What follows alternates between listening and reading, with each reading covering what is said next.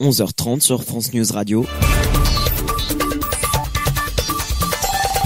L'information avec Hugo Petitjean. Bonjour à tous, à la une de l'actualité ce matin. Demain, pour le 1er mai, Nicolas Dupont-Aignan fera l'ouverture du discours de Marine Le Pen lors de son meeting à Villepinte. Hier matin, la candidate du Front National a annoncé officiellement que Nicolas Dupont-Aignan serait nommé Premier ministre si elle était élue.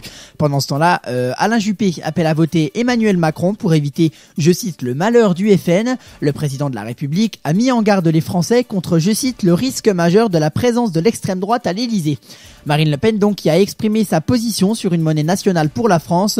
L'euro est mort, a-t-elle déclaré aux Parisiens. Nous aurons une monnaie nationale comme tous les autres pays.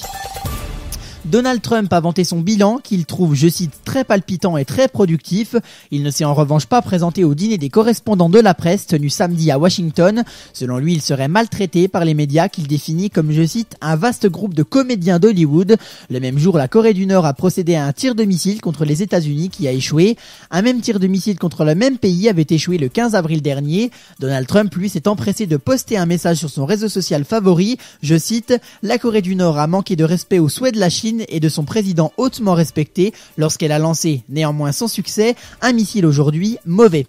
Voilà donc pour les propos tenus par Donald Trump sur Twitter, de quoi donc accentuer les conflits et les tensions entre les deux pays.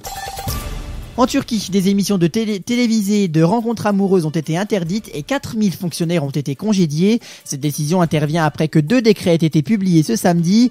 Ces derniers interviennent juste au moment où le pays a interdit l'accès à Wikipédia, l'encyclopédie en ligne. La raison de ce blocage n'a encore pas été expliquée. L'organisme de surveillance turc a confirmé, je cite, « Le manque de disponibilité d'Internet dans le pays est constant en raison des filtres utilisés pour censurer le contenu. » Depuis quelques années déjà, les réseaux sociaux ont aussi été bloqués temporairement plusieurs fois.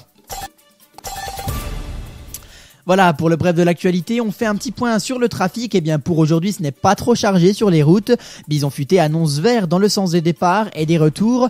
Pour demain, eh bien, c'est un peu chargé, toujours vert dans le sens des départs, mais cette fois-ci orange, voire rouge en Auvergne-Rhône-Alpes dans le sens des retours.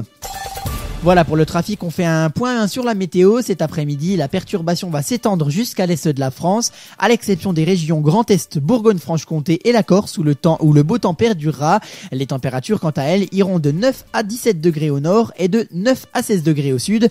Demain, ce 1er mai sera humide sur la majorité de nos régions, avec des averses plus intenses dans les terres. Toutefois, le beau temps sera présent près du bassin méditerranéen. Quant aux températures, elles iront de 10 à 14 degrés au nord et de 9 à 16 degrés au sud. Enfin, l'après-midi, la météo sera toujours aussi mitigée avec de rares pluies dans les terres et près de la Manche, des averses intenses sur les côtes atlantiques et du soleil sur le pourtour méditerranéen. Côté température, elles iront de 9 à 12 degrés au nord et de 9 à 16 degrés au sud. Prochain rendez-vous météo, c'est demain à 17h30 avec Romain Lucas pour les prévisions de votre semaine qui s'annoncent mitigées. Voilà, c'est la fin de ce flash. Merci encore de votre fidélité. Je vous retrouve dimanche prochain à 11h30 si tout va bien. Sinon, vous retrouverez Romain Lucas. Cet après-midi, retrouvez l'émission politique présidentielle 2017 avec Léandre Patron pour préparer ce deuxième tour. À très vite.